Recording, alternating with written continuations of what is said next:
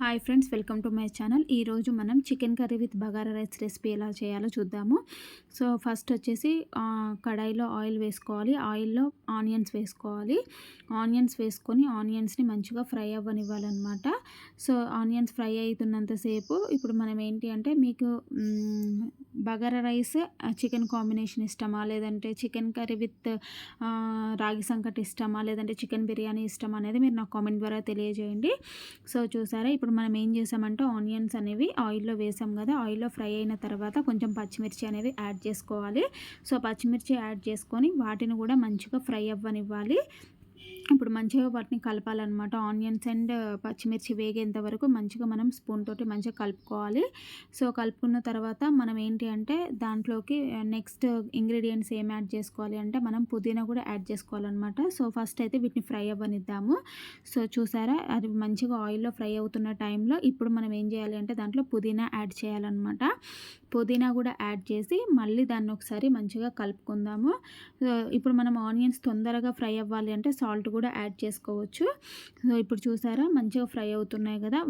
ఈ ఫ్రై అవ్వాలి అని అంటే మనం మూత కూడా క్లోజ్ పెట్టాలన్నమాట. ఎందుకనంటే ఆవిరితోటి కొంచెం తొందరగా ఉడుకుతుంది కదా. సో కాబట్టి మనం మూత పెట్టాను. మూత తీసిన తర్వాత సో చూసారా, ఆనియన్స్ అనేవి ఇట్లా మగ్గిపోతాయి. ఇట్లా ఆనియన్స్ మగ్గిన తర్వాత అప్పుడు మనం దాంట్లోకి చికెన్ అనేది మ్యారినేట్ చేసినటువంటి చికెన్ అనేది యాడ్ చేసుకోవాలన్నమాట.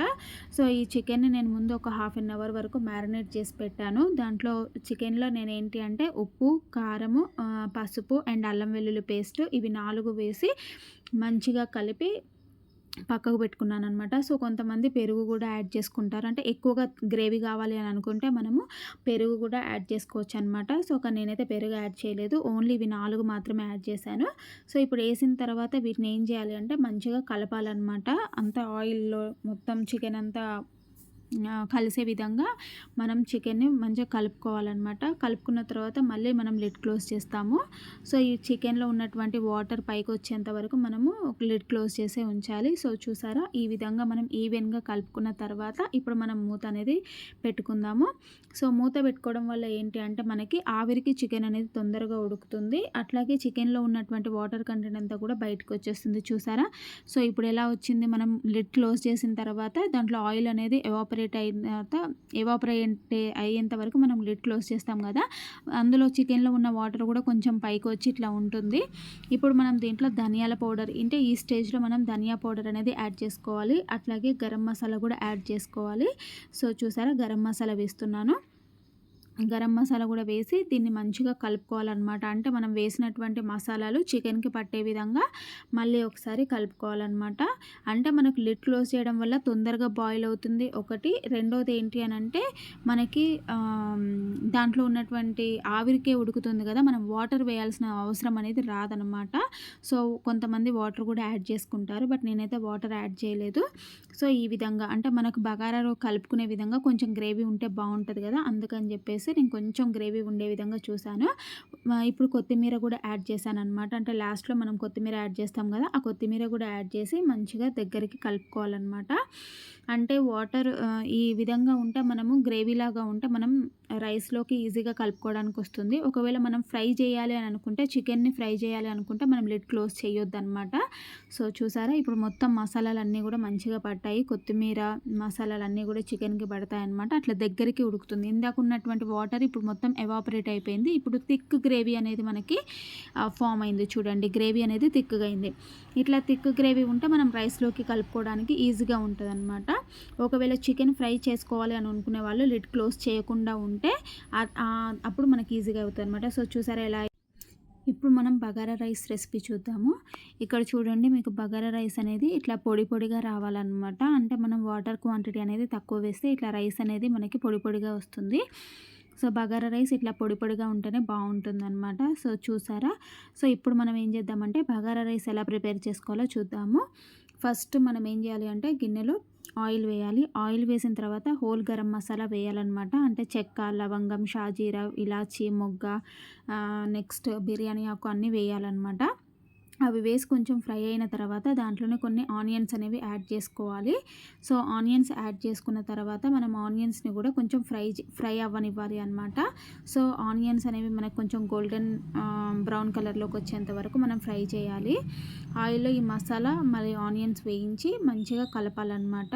అవి ఫ్రై అయిన తర్వాత మనం మిగిలిన ఇంగ్రీడియంట్స్ అనేవి వేసుకోవాలన్నమాట. సో చూసారా, ఆయిల్ అనేది మంచిగా వేడైంది కదా. సో వాటిల్లో ఆనియన్స్ వేసాము. తర్వాత ఇప్పుడు మనం పచ్చిమిర్చి వేస్తున్నాం అనమాట. సో పచ్చిమిర్చి వేసిన తర్వాత పుదీనా కూడా వేయాలి. సో పుదీనా కూడా వేసి మనం దాంట్లో పుదీనా కొత్తిమీర రెండు కలిపి వేసేసాను అనమాట. ఇప్పుడు కొత్తిమీర వేసాను, ఎందుకంటే మనం కర్రీలోకి అయితే లాస్ట్లో కొత్తిమీర వేస్తాం, కానీ బగారా రైస్లోకి మనం మసాలాలు ఫ్రై చేసేటప్పుడే వేయాలన్నమాట. ఆనియన్స్, పచ్చిమిర్చి, కొత్తిమీర మరియు పుదీనా వేసి మంచిగా ఫ్రై చేస్తున్నాం అనమాట. సో ఇవి మంచిగా ఫ్రై అయిన తర్వాత దాంట్లోకి మనం ఏంటంటే అల్లం వెల్లుల్లి పేస్ట్ అనేది యాడ్ చేయాలన్నమాట. అల్లం వెల్లుల్లి పేస్ట్ కూడా మనకి పచ్చివాసన పోయేంత వరకు కూడా మనము దాన్ని ఫ్రై చేసుకోవాలన్నమాట. ఆ ఫ్లేవర్డ్ మొత్తం అంటే ఆ ఫ్లేవర్స్ అన్నీ దానికి పట్టాలి. మిర్చి అండ్ ఆనియన్స్ ఇవన్నీ అల్లం ఫ్లేవర్ అనేది కూడా. సో అప్పుడు మంచిగా పచ్చివాసన పోయేంత వరకు ఫ్రై చేయాలన్నమాట. సో ఫ్రై చేసిన తర్వాత దాంట్లోకి మనం వాటర్ అనేది యాడ్ చేయాలి ఇప్పుడు. సో ఇప్పుడు చూసారా, అంటే మనకంతా ఆనియన్స్ కూడా గోల్డెన్ బ్రౌన్ కలర్లోకి అయ్యాయి, మిర్చి కూడా వేగిందనమాట మంచిగా. అట్లా వేగిన తర్వాతనే మనం వాటర్ అనేది యాడ్ చేయాలన్నమాట. లేదు అంటే మనకు అల్లం స్మెల్ అనేది వచ్చేస్తుంది కాబట్టి సో మంచిగా ఇట్లా ఫ్రై అవ్వనివ్వాలి. ఫ్రై అయిన తర్వాత మనం ఇప్పుడు వాటర్ అనేది యాడ్ చేసుకోవాలి. వాటర్ అనేది నేనేంటి అంటే 1 గ్లాస్ రైస్కి 1.5 గ్లాస్ వచ్చేసి మనం వాటర్ అనేది యాడ్ చేస్తున్నాను అనమాట. సో యాడ్ చేసిన తర్వాత దీంట్లో మనము సాల్ట్ అనేది యాడ్ చేసుకోవాలి. సో సాల్ట్ యాడ్ చేసుకొని ఇప్పుడు ఈ వాటర్ని మొత్తం కూడా మంచిగా బాయిల్ అవ్వనివ్వాలన్నమాట. ఎప్పుడైతే వాటర్ బాయిల్ అవుతుందో అప్పుడు మాత్రమే మనం రైస్ అనేది యాడ్ చేయాలి. సో చూసారా, సాల్ట్ అనేది నేను కొంచెం కొంచెంగా వేస్తాను, ఎందుకంటే తక్కువైనా పర్లేదు కానీ ఎక్కువైతే మాత్రం మనం తినలేం కదా, అందుకని చెప్పేసి చూసుకుంటూ కొంచెం కొంచెం వేస్తున్నాను. ఇప్పుడు వేసిన తర్వాత దీన్ని బాగా బాయిల్ అవ్వనివ్వాలన్నమాట. సో చూసారా మంచిగా ఎట్లా బాయిల్ అవుతుందో, ఇలా బాయిల్ అవుతున్న టైంలో మనం నానబెట్టుకున్నటువంటి రైస్ అనేది యాడ్ చేయాలి. మనం రైస్ని ఏంటి అంటే ఒక 10 to 15 మినిట్స్ నానబెడితే మంచిగా ఉంటుందన్నమాట. ఇంకా టైం ఉంటే మనం హాఫ్ అన్ అవర్ కూడా నానబెట్టుకోవచ్చు. ఇప్పుడు మనం దాంట్లోకి రైస్ అనేది యాడ్ చేసాము. మనం ఎట్లాగో రైస్ని నానబెట్టాం కాబట్టి దాంట్లో కూడా కొంచెం వాటర్ కంటెంట్ ఉంటుంది కాబట్టి మనం చూసుకొని తక్కువ వాటర్ వేసుకోవాలన్నమాట. ఎందుకంటే బగారా రైస్లో వాటర్ ఎక్కువైతే అంతా ముద్దగా వస్తే తినాలనిపించదు. కాబట్టి మనకు బగారా రైస్ కానీ బిర్యానీ కానీ మనకి పొడిగా ఉంటేనే బాగా తినాలనిపిస్తుంది కదా. సో ఇప్పుడు మనం రైస్ యాడ్ చేసాం కదా. సో రైస్ యాడ్ చేసిన తర్వాత మొత్తం దాన్ని ఒకసారి మనము కలుపుకోవాలన్నమాట. సో బాయిల్ అవుతున్నప్పుడు చాలామంది ఏం చేస్తారంటే రైస్ వేసి వాటర్ వేస్తారు. దానికంటే కూడా వాటర్ ఇలా బాయిల్ అయిన తర్వాత రైస్ వేస్తే చాలా టేస్ట్ ఉంటుందన్నమాట. సో ఇప్పుడు ఇవన్నీ కూడా మంచిగా కలుపుకొని ఉడికించుకోవడం అంతే అనమాట. మనకి బగారా రైస్ రెడీ.